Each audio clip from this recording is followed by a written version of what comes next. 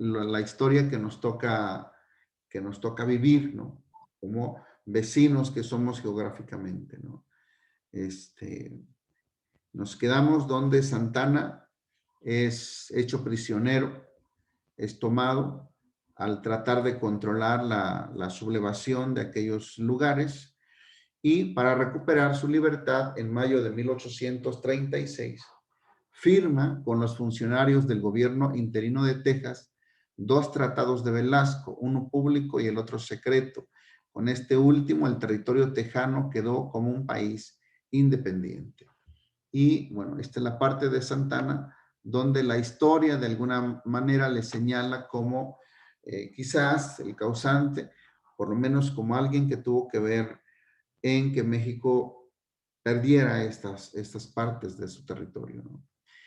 En 1837, Estados Unidos reconoce su autonomía, la autonomía de Texas, lo que nunca sucedió con el gobierno mexicano. Posteriormente, cuando Texas se anexa a Estados Unidos, se apropia parte del territorio de Coahuila, lo que generó un nuevo conflicto por la definición de la frontera entre ambos países. Este conflicto fue la justificación para la primera intervención estadounidense en 1846. 1846, recuerdan que España había reconocido la independencia de México en 1836, 10 años después viene esta intervención por parte de los Estados Unidos de Norteamérica. La guerra con Estados Unidos. En 1845, Texas decide anexarse a Estados Unidos. Cuando se da la incorporación, México rompe relaciones diplomáticas con el gobierno norteamericano. Entonces era presidente James Polk, quien quería reafirmar su dominio sobre Texas y además comprar Nuevo México y la Alta California. En vista de que el gobierno mexicano se negó a venderlos, decide tomarlos por la fuerza.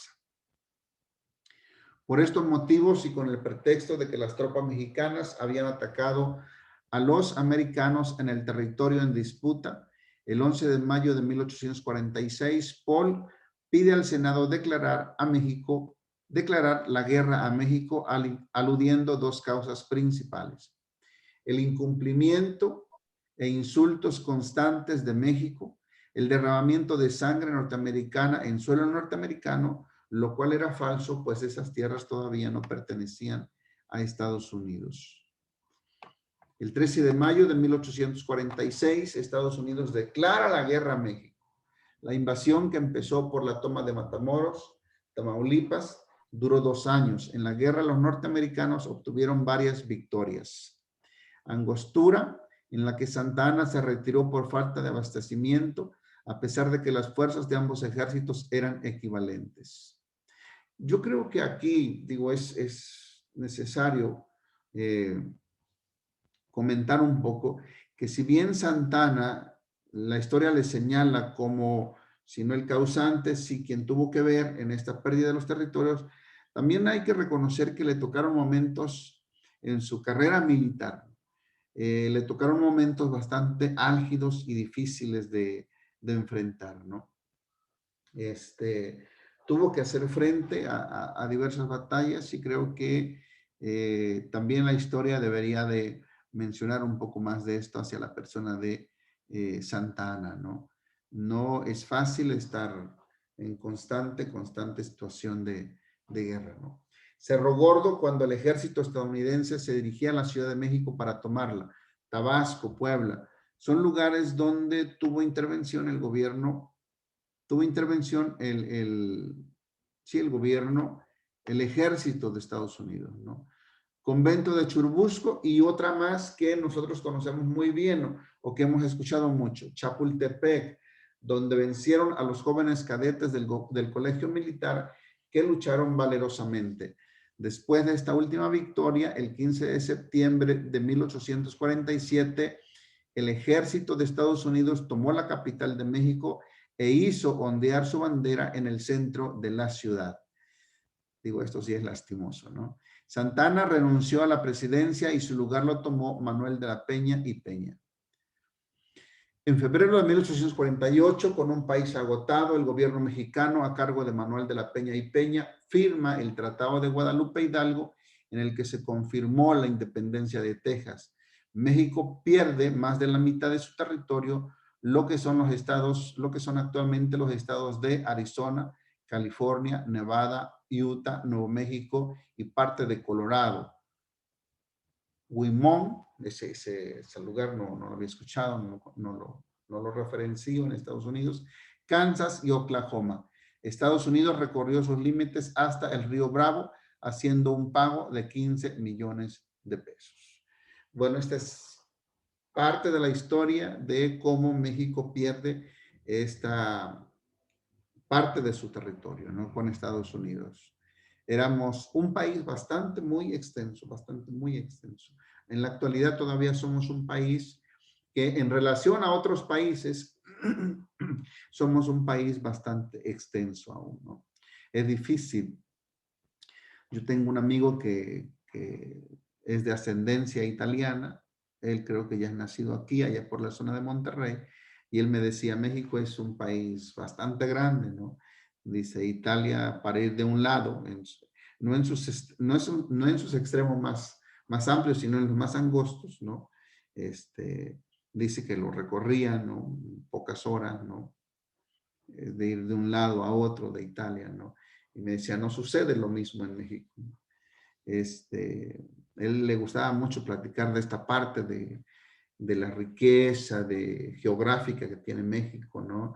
De que mucha gente viene de aquellos rumbos para acá porque le gusta disfrutar estas partes del territorio mexicano, ¿no?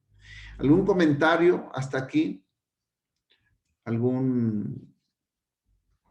No sé, a veces estos resabios, estas experiencias históricas nos dejan un mal sabor de boca, ¿no? En relación con nuestros vecinos del norte, pero son parte de una historia que hemos vivido juntos y que vamos a seguir viviendo juntos, siempre con momentos buenos, momentos no tan buenos y momentos, como bastante difíciles, ¿no? De pensar y de imaginar, eh, esta parte de como ciudadanos de un país, como nacionales de un país, que siempre pesan, ¿no? Por esto que tiene uno como persona, ¿no? Del orgullo de ser de una cierta parte, ¿no? De un cierto territorio, y y esto que aún prevalece, ¿no? En los ánimos de no creer que alguien venga de afuera, y haga actos como de humillación o indignantes en estos territorios que uno considera así como propios, ¿no? Como nuestros, ¿sí? Pero bueno, es parte de la historia. Algo que me parece interesante remarcar aquí, y ahorita me van a decir ustedes si conocían esta parte de la historia. El Batallón de San Patricio, ¿alguien ha escuchado este nombre en una calle de nuestra ciudad, Batallón de San Patricio? No. No. Queda por acá, bueno, aquí en Guadalajara, Batallón de San Patricio, me parece que queda acá ¿conocen el rumbo del Panteón Guadalajara? Me parece que por ahí queda Batallón de San Patricio, ¿no? Es el nombre de una calle. En la batalla de Churubusco, librada el 20 de agosto de 1846, estamos hablando, participó el batallón de San Patricio, que estaba formado por irlandeses. Estos habían emigrado a los Estados Unidos y eran católicos. Los colonos norteamericanos que poblaron Texas eran protestantes, por lo que los irlandeses durante la guerra decidieron cambiarse de bando al lado de los mexicanos. Posteriormente, los norteamericanos fusilaron a los miembros del batallón de San Patricio y los que sobrevivieron fueron marcados con la D de desertores y sentenciados a trabajos forzados. Los que entraron en el ejército tras la declaración de guerra fueron ahorcados en masa como traidores, viendo de frente el sitio de la batalla de Chapultepec, el 12 de septiembre de 1847. Por orden del general Wilfield Scott, fueron ejecutados precisamente en el momento en que la bandera de Estados Unidos reemplazó a la de México en lo alto de la Ciudadela. Actualmente todavía se le reconoce este acto, este momento, ¿no? Donde estas personas de otra nacionalidad, ¿no? Que de pronto también se encontraron en medio de estos problemas políticos, deciden estar del lado de México para luchar contra el país norteamericano, ¿no? Por ahí se buscan algunas notas, todavía hay en la actualidad algunos reconocimientos, algunos actos donde se habla de este momento que me parece importante, ¿no? Donde personas ajenas, ¿no? Que vinieron buscando seguramente una mejor vida, tuvieron que decidir de qué lado iban a estar, ¿no? El batallón de San Patricio. Bueno, vamos terminando esta parte de las intervenciones de los países. La guerra de los pasteles, esta sí la han escuchado, ¿no? La guerra de los pasteles, creo que en la primaria nos causaba un poco de, ¿cómo que la guerra de los pasteles, no? En la primaria, en la secundaria, creo que vemos esta parte de la historia. En 1838, Francia bloqueó los puertos de Veracruz y Tampico para exigir un pago como indemnización por daños y perjuicios contra negocios franceses en México.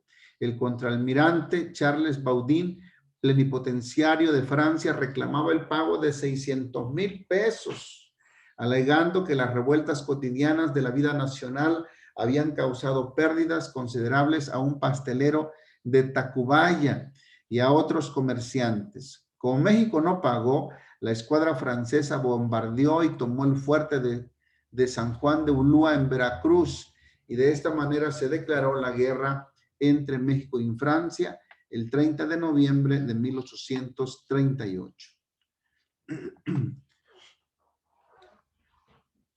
Hubo otra intervención francesa. Al terminar la guerra de reforma, regresando al punto donde nos habíamos quedado, donde aparece en la historia de México Benito Juárez, ¿no? Al terminar la guerra de reforma, México tenía una muy mala situación económica, por lo que el gobierno de Juárez decidió suspender el pago de la deuda externa por 2 años. Los países más afectados por esta suspensión, Inglaterra, España y Francia, se reunieron el 31 de octubre de 1861 en Londres. Acordaron ocupar el territorio mexicano, bloquear los puertos del Golfo y presionar al gobierno para asegurar el pago de la deuda y garantizar la seguridad de sus compatriotas. La alianza tripartita surgida de esta convención envió a México una expedición militar conjunta que ocupó Veracruz a finales de 1861. Imagínense toda esta historia de nuestro país. Desde 1810, que inicia la Guerra de Independencia, 1836, que España reconoce la independencia, pero después, de 1836 a 1861, en que no se termina de decidir qué rumbo tomar políticamente, organizacionalmente. Estos problemas internos nuestros, por algunos problemas, algunos grupos que tenían intereses y que surgían problemas políticos, este gobierno itinerante de don Benito Juárez, ¿sí? Pero además los intereses políticos, los intereses económicos que tenían otros países, ¿no? Vamos a dejar hasta aquí la lectura. Hasta esta parte donde termina la guerra de los 3 años, donde aparece don Benito Juárez en la escena de la historia de nuestro país.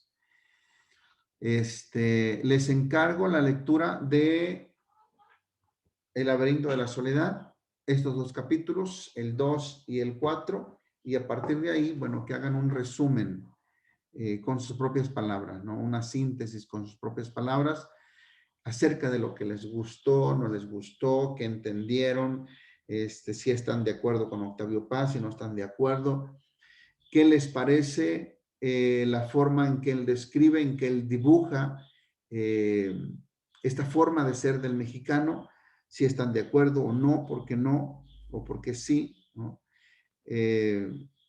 Inclusive si ustedes propondrían una forma diferente de ser del mexicano, ¿no? Lo que ustedes me quieran colocar en ese resumen, pero que sea de sus propias palabras, ¿sale? No quiero ver mucho de que copien un extracto de Octavio Paz, sino que solamente lo referencian. La parte que Octavio Paz dice y con sus propias palabras, describir lo que dice Octavio Paz y después agregar ya lo que ustedes piensan al respecto. ¿Alguna duda hasta aquí? No, ninguna. ¿Ninguna? Creo que en la primera parte había más personas conectadas. No, estamos todos, creo. Sí. ¿Dudas? Entonces les encargo mucho su trabajo, ¿sale? Sí, claro que sí. Ándeles pues. Nos vemos entonces en la próxima clase. Gracias, bonito sábado. Hasta luego. Hasta luego.